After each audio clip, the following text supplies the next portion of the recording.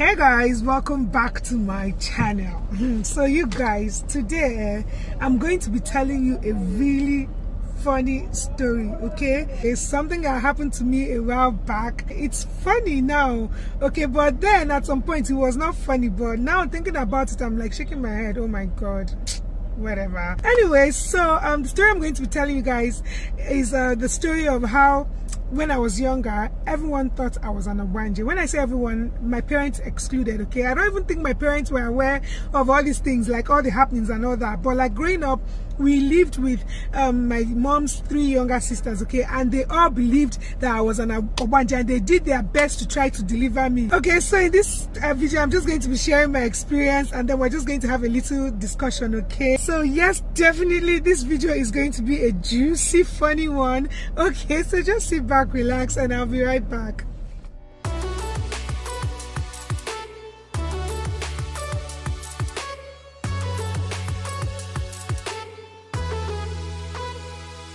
So yes, growing up, we lived with my mom's 3 younger sisters. My mom has 3 sisters, and they're all junior ones, right? We lived with them, and they were quite prayerful, okay? They were prayerful, sure. So I know I've mentioned in several of my videos that my cousin Ify, she was already living with us years before I was born. So after I was born, she was my roommate.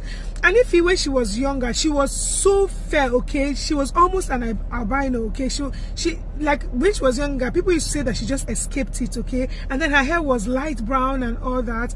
And I don't know why, but then in the village, whenever you're that fair and your eyes are a different color, they always say that you're an Ogbanje. And Ifeoma did not escape that, okay? They always used to think she was an Ogbanje.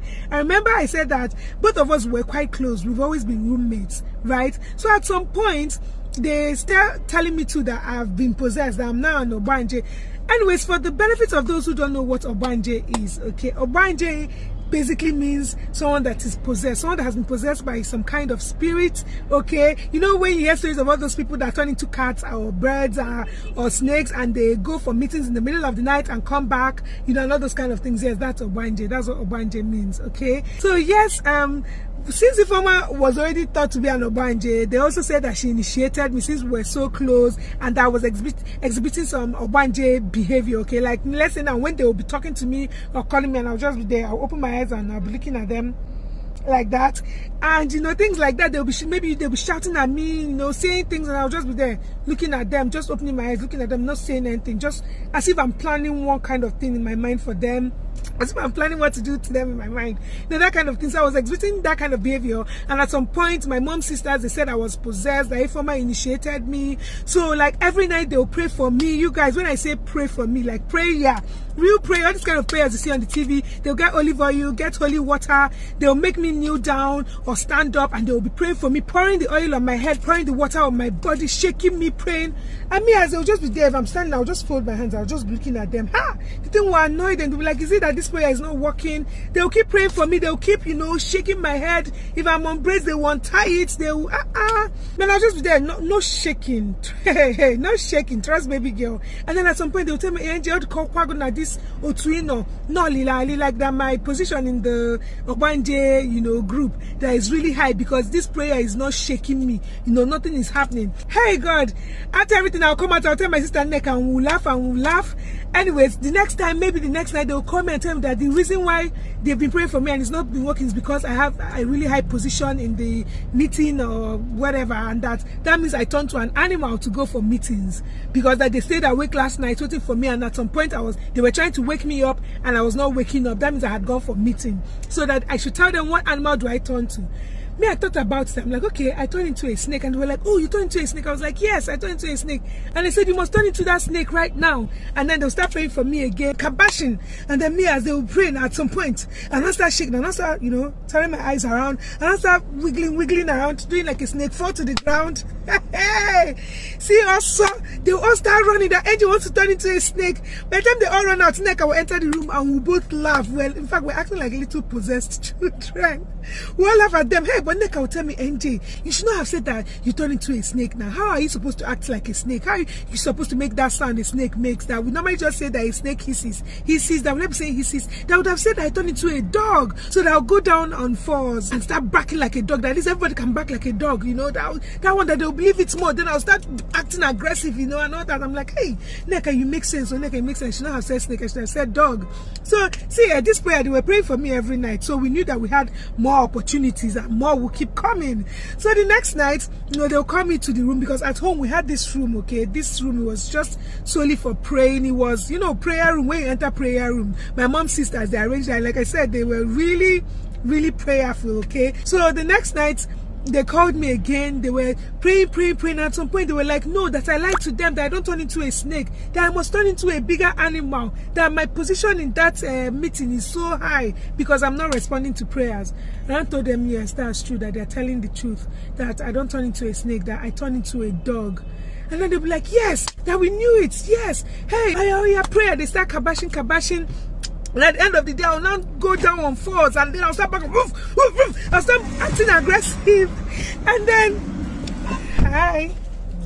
And then they'll just, hey, they'll start kabashing. At some point, I'll, you know, charge towards them or something like that. See, all of them will run. It was just such a nice experience. And at the end of the day, we all had to go to boarding school and still they did not finish the kabashing, but nothing else happened. There was no prayer again. And that was it. That was how the deliverance stopped. But man, gosh, my aunties actually believed I was possessed. And me and my sister Nneka, we had fun with it. In fact, at some point, they started saying that they were suspecting that Nneka was possessed too. And then, like, just thinking about it right now, like, I'm thinking, like, a lot of people used to be accused wrongly of this Ogbanje thing, especially back then, okay, when we were younger and way before that, okay. Usually, someone so fair, okay, like my cousin, if he was, and having like a different eye color, or you know, an odd eye color they're not used to, you know, they'll just say, oh, they are an Ogbanje, that's why they're so beautiful, that's why they are different. And yeah, someone behaving in a certain kind of way, like the way I used to behave. I used to be so quiet when I was small, and when you're talking to me, I'll just open my eyes and be looking at you. They thought I was an Ogbanje, and this used to happen a lot, okay. For example, like Nneka, my sister Nneka's daughter Dimma, when she was younger, you know, the way you'd be talking to her, calling out her name, and she would just be there doing what she's doing as if you're not talking to her. In the past, they would have said, this girl is an Ogbanje, no wonder she's even so beautiful, she's an Ogbanje. It's the Ogbanje people disturbing her, you know, making her not like answer her name and just ignore and all that, not even knowing that there could have been another reason, okay. So now, what do you guys think? Do you guys believe in Ogbanje? Do you think that there's something like Ogbanje, okay? This Ogbanje thing, for me, it's, I don't know, sometimes it's kind of confusing. I've never seen like this Ogbanje thing, but you hear people confessing, okay. I've been somewhere where someone was confessing, you know, about being an Ogbanje and how she was sent to her auntie's house to cause trouble between her auntie and her husband and all those kind of things. But like you hear people saying things like, oh, that a bird fell from the sky and then turned into an old woman. You see people saying that, oh, they were driving and they hit a dog, and when they came out to see if the dog was okay, they saw a human being, you know, as per that they were either going or coming back from their meetings, you know, that kind of thing. So like thinking about it, I know that things happen in this life. I know that there are powers. See, things happen, okay. Like one of my cousins in her house, okay, all of a sudden her sons became sick, you know, she didn't know what was happening. She would take them to the hospital and they would tell her how their blood was getting low. It was so low, this, that, you know. They ask her questions, are they eating well, you know, balanced diet and all that, and she's like, yes, they eat well. This has never happened before, you know. The doctors, they were trying to treat, they would say it's not this, it's not that, but they were still trying to treat and all that, and they just kept on getting worse and worse. So at the end of the day, she was like, she can't just keep going to the hospital alone. She started praying as well. So like she would pray and pray and pray. And after a few days, like few days after she started praying, her help walked up to her, you know, and started confessing how, you know, this is all her fault. How Ogbanje people, you know, they told her that she has to make the children sick, she has to be sucking blood. And so what they do at night is that she and her friends from the Ogbanje thing, that they will come and they will be sucking the children's blood. Now, know that this help did not know like the outcome of the hospital, okay. She did not even know that they said the children's blood was very low and all that. Like she was just confessing how she was an Ogbanje, how they are forcing her to do this, but that she doesn't want to do it anymore, but they are forcing her. And when you hear stories like this, you wonder, this thing has to be real. But you know, the thing is, the way we believe in God, we know that there's a God, we know that there's a devil, we know that there's a heaven and there's a hell, okay? But we haven't seen these things. But there are things that happen, evidence to show that these things are real, right? I think that's the way this Ogbanje thing is. We've not, someone like me, I've not seen anything, but things happen and people confess that that's kind of evidence that it's true. This is real, it's happening. I don't even know what to say, but like a lot of things happen, and you know, with the things I went through when I was younger, like this is just a little of what like happened to me. Like a lot. Sometimes they will take me to church and tell the pastor to pray for me. They'll be praying for me, and these pastors, they'll be pushing you for you to fall. They'll be pouring all sorts of holy everything on me. I mean, I'll just be there, I'll fold my hands. I'm just looking at them. That's when they will even conclude that my own Ogbanjeism is on the higher level and all that. But at the end of the day, I don't believe I was in any kind of Ogbanje anything at all. But I think that maybe because of the way I was behaving and all that, they just felt like it had to be it. So yeah, you guys, let's discuss in the comment section below.